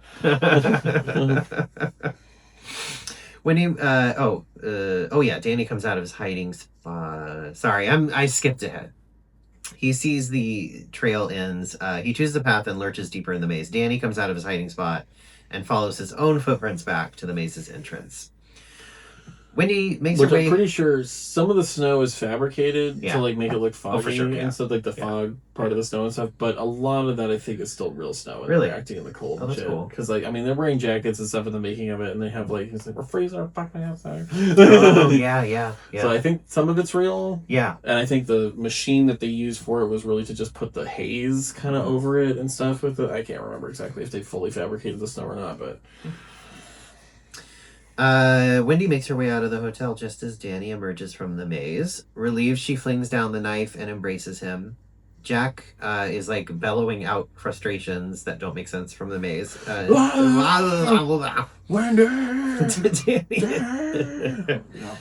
Danny and Wendy waste no time escaping in the snowcat that Dick used to get to the hotel. Jack, hopelessly lost in the maze, freezes to death. Right before the end credits, This version has no redemption for him whatsoever. No. Not like the original. Not like the book. Or the book, or the miniseries, Because he actually tries to... What In does the he do in the book? Book miniseries, he kind of breaks whatever control the ghosts have over him a little bit, and he helps them get out of the hotel. He has a moment of clarity. He sacrifices himself to get his family out, and I think Dick helps them get out too. And he has a moment of clarity, and before he gets like taken back over, he gets them out, and then the boiler blows up and blows up the hotel. Because originally he was supposed to be they're watching the boiler because so it doesn't overheat and blow out the hotel, and then they just stopped obviously at a certain point when things started happening. So then he just uses that as a way to Gotcha. They bring that up in Doctor Sleep too, where like I think they use that at the end is they actually have a blow up. Oh yeah. Huh. Interesting. And in Doctor Sleep, we still have Jack Nicholson. The guy who played Jack Nicholson has been in a bunch of other Mike Flanagan stuff. Yeah. He was in The Dad and Haunting of Hill House. Yeah. He's Elliot in E.T., the little kid. Oh, yeah. Yeah, I remember that now. Yeah. He plays him, and he does a really good job, too. Yeah. Doing Jack Nicholson kind of character. For sure. Yeah. Right before the end credits, the camera slowly zooms in on a wall in the hotel full of old photographs that chronicle the hotel's history. An old recording of Midnight, the Stars, and You echoes in the empty hallway. In the center of one picture is a young Jack. The caption reads, Overlook Hotel, July 4th Ball, 1921. Yeah. He's always been there. End movie. Finn. See. Slut. Slut. Which I think that part of it was kind of just added in by Kubrick, that he was there the whole time. It's kind of like how he just likes it when things don't or like fuck with people's heads. Like 2001: A Space Odyssey was not fully supposed to make sense. It doesn't. And they did that on purpose. Yeah. I like that though. Yeah. That's what I like about that movie. Yeah. Is it ends with something that is interpretive and you have to kind of go, yeah. Okay. Yeah. I always love endings like that. Unless it's a movie that's like a comedy or something that's... It's like you have a movie like Dr. Strangelove, and of course Kubrick is the one that came in and added the, or How I Learned to Stop Worrying and Love the Bomb. Because that's very him. Yeah, that's the movie. That is the movie, and I guess it's time for... The corner that is trivia. The corner of trivia. Trivia corner. You're cornering the trivia. So... We do have, like, a few things here. A few. Okay. All right. So director Stanley Kubrick had a really good relationship with young Danny Lloyd. Like I said before, he was very protective of him. Since it was his first acting job, he was highly protective of him. During the shooting of the movie, Lloyd didn't even know he was in a horror movie and only realized the truth many years later. That's crazy. Later interviews as an adult, Lloyd also mentioned that Kubrick would even play ball with him. Yeah. And for years after the movie, Kubrick sent Christmas cards to the Lloyd family and even phoned Danny to congratulate him on his high school graduation. Oh. Yes. Pretty sure he died after that, otherwise he probably would have kept it. Because he died in late 90s. He died before Eyes Wide Shut was finished editing. Oh, yeah. Was finished being made. Yeah. Which I have not seen, though. Sorry. Yeah. It's funny because there's another movie called AI, Artificial Intelligence, which was a Steven Spielberg movie, with Haley Joel Osment and Jude Law. Yeah. But if you watch it, Spielberg did it to make sure that Kubrick's last script would be made, because Kubrick wrote it. And if you watch it, the visuals and stuff, you can very much tell that Kubrick wrote the script. Oh, okay. Just based on the visuals that even Steven Spielberg put in, you're like, this is very much a Stanley Kubrick movie. Huh. Way ahead of its time, too, which was crazy. I haven't seen that one either. That one, I only saw it like a few years ago for the first time. It was really good. Oh, it was crazy. For the scene in which Jack breaks down the bathroom door, the props department built a door that could easily be broken. However, Jack Nicholson, who had worked as a volunteer fire marshal, tore it apart really easily. So they were forced to build stronger doors. According to Shelley Duvall, the famous Hears, Johnny's scene took 3 days to film and used over 60 doors. 60. That is insane. Insanity. Jack Nicholson and Shelley Duvall have both spoken about the critical reception of the film, which they felt overlooked the intense efforts of the cast and crew. So I don't think it... Yeah, it didn't, yeah. Nicholson described the film as one of the most demanding of his career and has called Duvall's performance the most difficult role he has ever seen an actress undertake. Duvall herself has described the role as the hardest of her life, highlighting the emotional intensity required for the role. Yeah. I mean, obviously, because, like... So all I've ever heard about Jack Nicholson on set of most of the movies he's been on, especially The Shining, is that he's an incredibly nice person. Yeah. Like, super nice, super friendly, whatever. Yeah. Like, just loves being there, working. Except for the rom-com season. He was a real asshole. No, I'm just kidding. I mean, but Shelley Duvall was put through hell during this movie. Her and Stanley Kubrick would get in arguments with each other. The scene where she's pushing the door open to get out to the snowcat to check it after he tells her that he broke it. Mm. They have the snow machine going. She can't hear him yelling action. She's like, come on, we're freezing our fucking asses out here. She's like, I'm trying. Like, we're trying to do, like, they get in arguments with each other. Yeah. Like, and there's a whole part in the making of it where, like, people are visiting set, but Shelley Duvall's sitting there in a bunch of, like, sleeping bags on the kitchen floor because she's starting to get sick because they're just pushing her. Yeah. Pushing her. And I know that did not help with her mental state later in life. Yeah. Whatsoever. Yeah. But she still, even in interviews later on, said that it's probably one of her, like, proudest movies she's ever done. Like, she loved the experience of doing it, even though it was so demanding. And it really, like, Kubrick's a perfectionist. I will not sit here, even though this is, like, obviously the most formative movie for me and one of my most favorite movies, I will not sit here and defend some of his actions, obviously, because he was kind of crazy. It's like, I love Psycho, but I'm never going to defend Alfred Hitchcock's weird shit with his leading ladies, all that stuff. But, perfectionist, and even Jack Nicholson, who came out of this one way more unscathed than Duvall did. Probably the most demanding role he's ever had in his career, which is insane. At the time of the release, it was the policy of the MPAA, the rating people, to allow the portrayal of blood in trailers that would be approved for all audiences. In 1980, the concept of green band and red band trailers, which we still have red band trailers, were being introduced by the MPAA. Bizarrely, the trailer consists entirely of the shot of blood pouring out of the elevator. That literally, the trailer is just that shot with the credits rolling over it. Stanley Kubrick had convinced the board the blood flooding out of the elevator was actually rusty water. The water also had red dye on it. We love it. Again, you ever want to watch this film is not yet rated, you will see how just corrupt the MPAA really is. It's just ridiculous. An NC-17 rating is a death sentence for a movie. The throwing around of the tennis ball inside the Overlook Hotel was Jack Nicholson's idea. The script originally only specified that Jack is not working. Oh, that's funny. So his idea of not working was him doing the tennis ball. He could have been doing anything. Now I'm thinking of all the other things he could have been doing. That would have been kind of hilarious. Sorry, go ahead. Right. Stanley Kubrick, known for his compulsiveness and numerous retakes, got the difficult shot of blood pouring out from the elevators in only 3 takes. Okay, so it took 3 takes. Wow. This would be unremarkable if it weren't for the fact that the shot took 9 days to set up. Every time the doors opened and the blood poured out, Kubrick would say, "It doesn't look like blood." Wow. In the end, and then the shot took approximately a year to get right.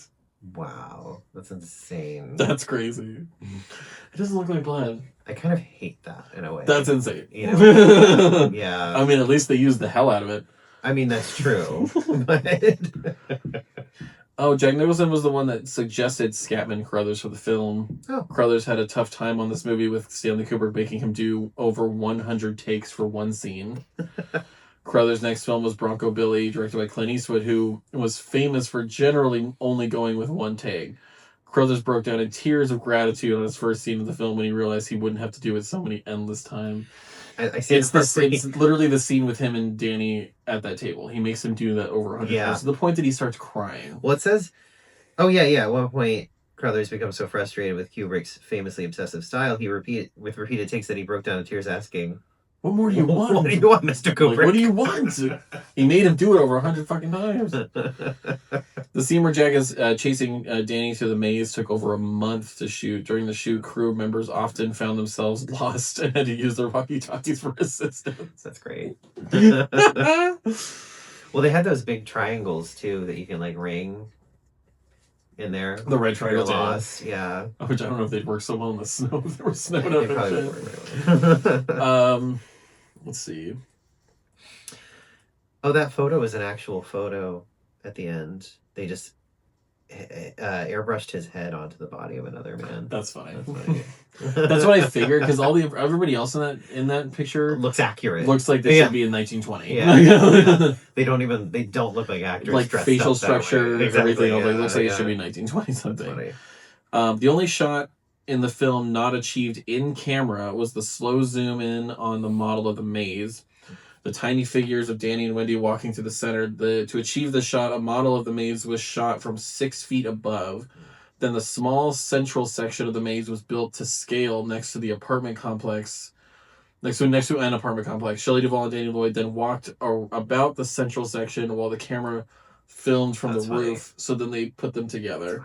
That's crazy. The two shots were then simply composited over each other. Huh. So it's a model, and then to get them in the middle of it, they had to build an actual scale of the middle of it so they could walk through it, and then they composited it together. Wow. That's crazy. That's crazy. Which gives a cool shot of him looking at the model because it's like he has power over these people. Yeah. Very cool shot. But that's crazy to do. Yeah. It also, like, whenever you're looking at it from the top down, it also looks unnaturally big. It looked far too big. Far too big to be the actual maze, which is also really cool. It's like you're stuck in here. Like you're lost in this gigantic fucking maze. Exactly. Yeah. Somebody pulling the strings. There were so many changes. Oh, actually, Tony Burton, who had a brief role as Larry Durkin, the garage owner, arrived on set one day carrying a chess set in hopes of getting in a game with someone during a break from filming. Kubrick, an avid chess player who had in his youth played for money, noticed the chess set. Despite production being behind schedule, Kubrick proceeded to call off filming for the day and engage in a set of games with Burton. Burton only managed to win one game, but nevertheless, Kubrick thanked him since it had been some time since he had played against a challenging opponent. That's crazy. That's funny. I was on a chess club. That sounds very Kubrick, though. Were you good at it? No. I did not do well. I am okay until I play with my grandma, and then she just kicks my ass. I'm good if I'm playing with normal people, but not the chess club. Not chess people. Not chess people. Not the Queen's Gambit over here. Absolutely not.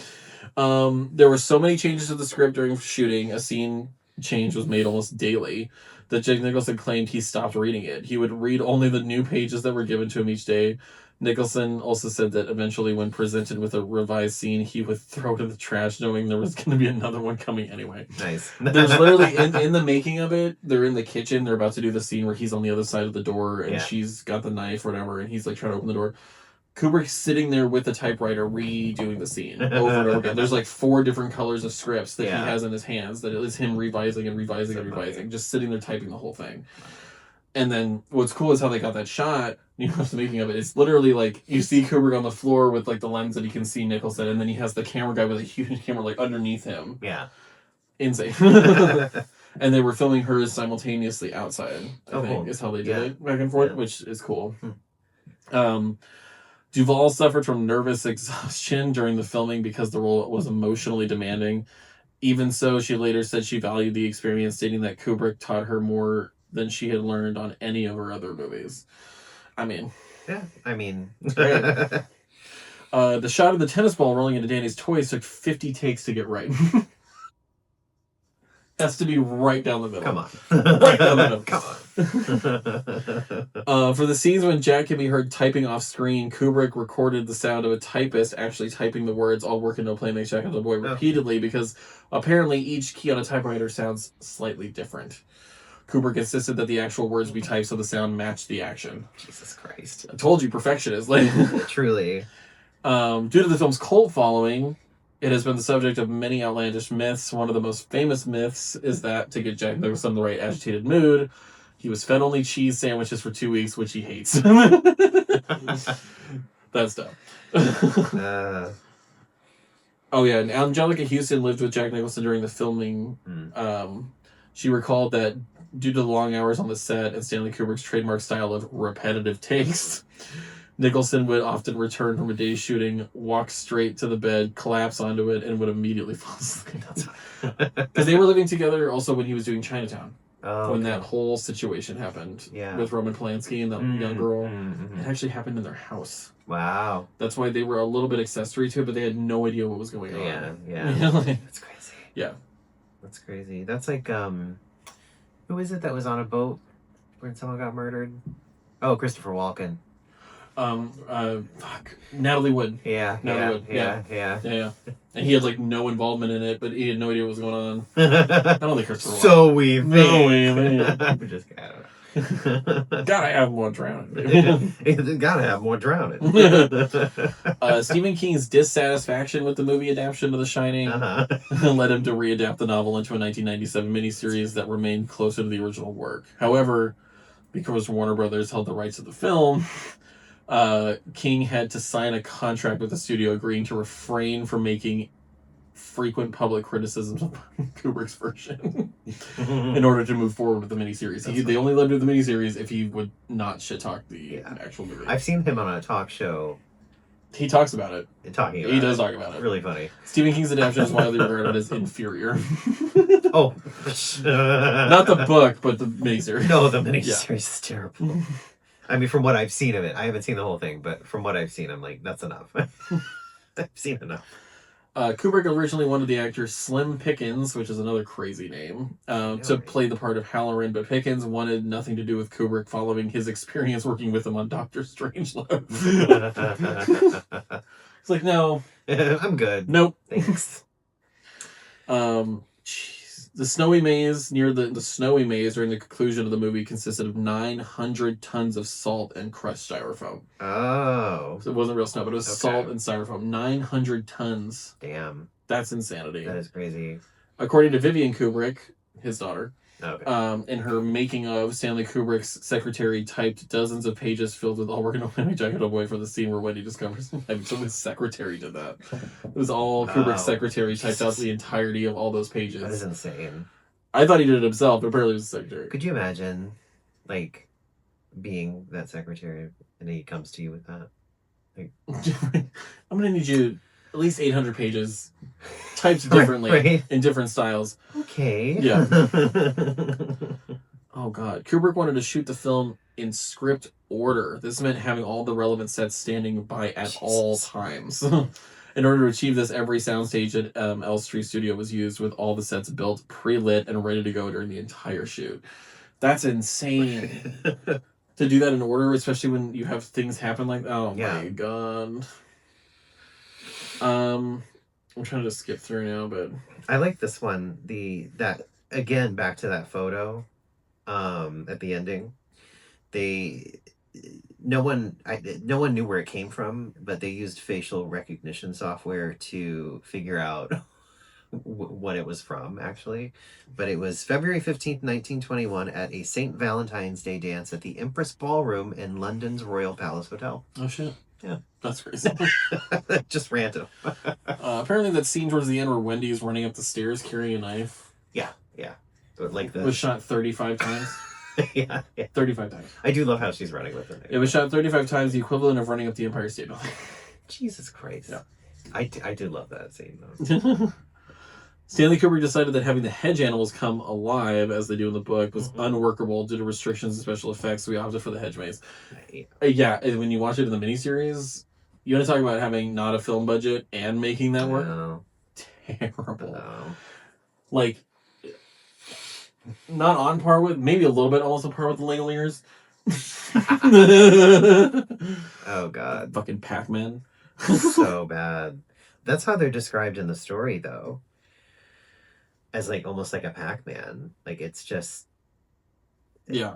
One of his worst, honestly. So here's the original. So Stephen King got the idea for the book while his family was staying at the Stanley Hotel in Estes Park, Colorado. Okay. As the last guest before it closed for the winter. He saw a group of nuns leaving the hotel, which made him feel the place had suddenly become godless. The King family stayed in room 217, the haunted room in the novel, which was changed to room 237 in the film. A fire hose in the hotel also reminded him of a snake, an element that appears in the book. Danny sees the fire hose, you see it turn and it shoots out at him like a snake would. But yeah, so the hotel has become godless.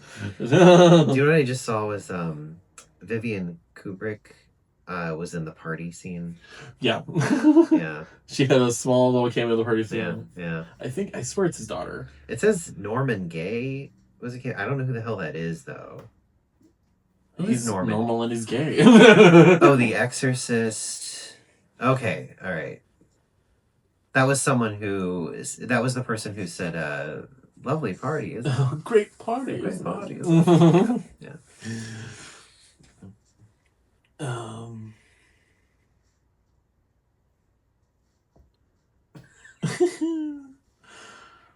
They don't really. I don't think they have it on here.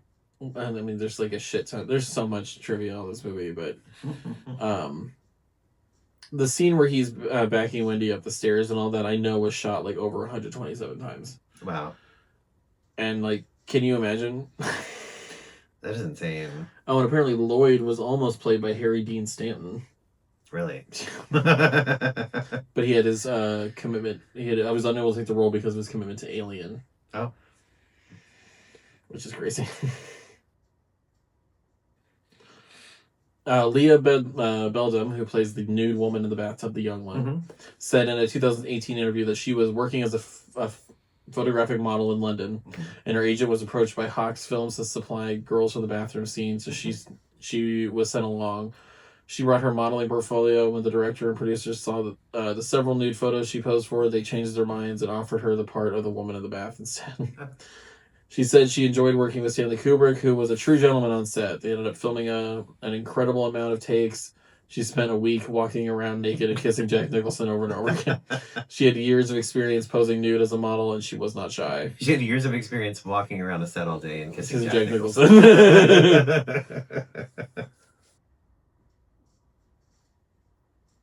I mean, yeah. I mean, there's just a lot here. Yeah, I'm sure. There's a lot. Stephen King stated that after seeing Dr. Sleep, 2019, which is an adaptation of the novel of the same name and a sequel to The Shining, he now appreciates Kubrick's film much more. Yeah.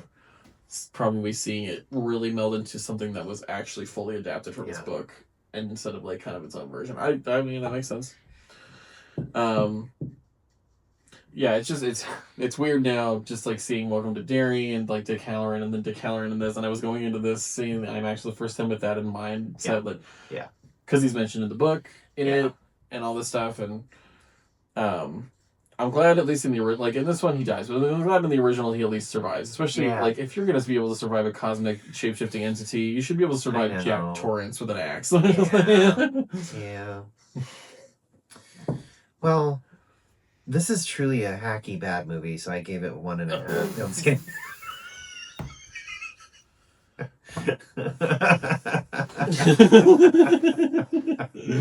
I give this movie 5 glasses of advocat. Whatever that is. I don't even know what that is. I don't either. Is that like avocado drink or something? No. Because I think advocat is like, it means lawyer actually in French or something. But what is it? Advocat is a rich, creamy, custard-like Dutch liqueur. Ew. Made from egg yolks, sugar, and brandy. Mm. It's like thicker. Sounds very 20s. It's like thick, rich eggnog. Okay. Well, that sounds very old school drink. Yeah. Okay. So I give it 5 glasses of advocat. If I liked advocat. What are you gonna give it? I'm eagerly awaiting your review of this. Give it 5 sets of dead twins in the hallway. Nice. So that's really a 10. Yeah, that's really a 10. I mean, it was obviously based on how I talk about it at the beginning. I was going to give that.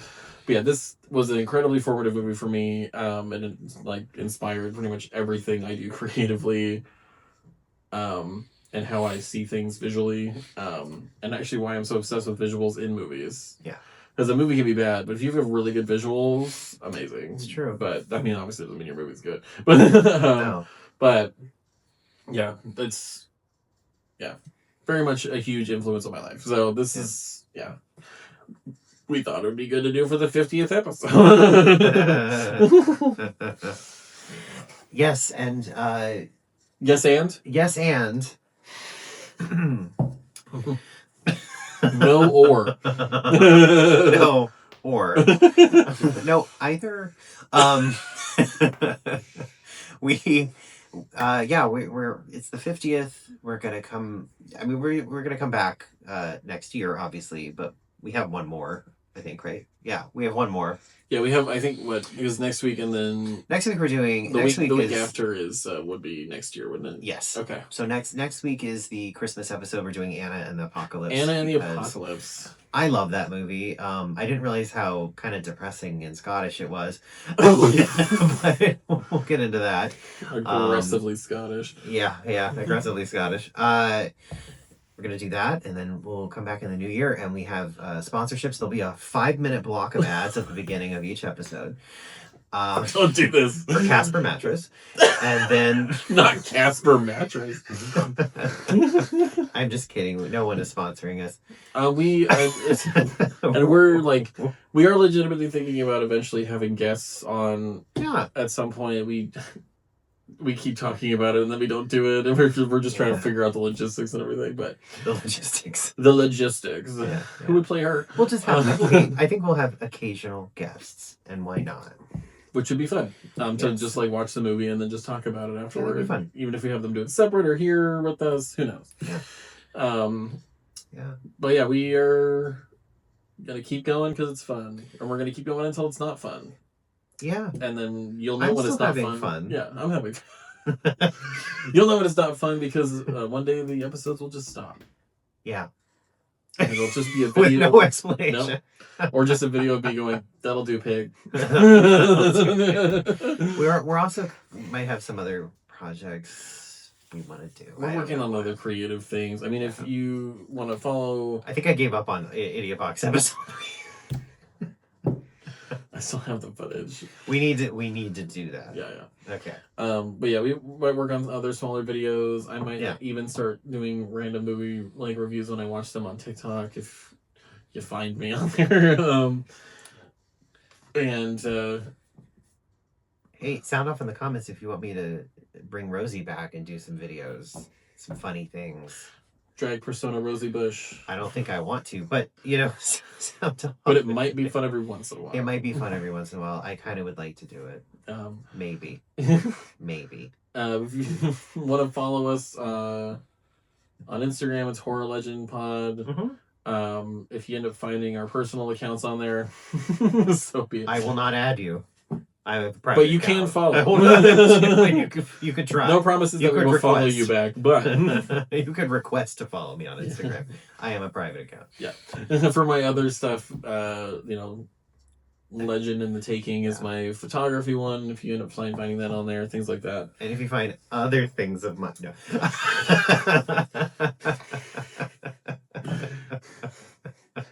Oh my god. Say hi. Say hi.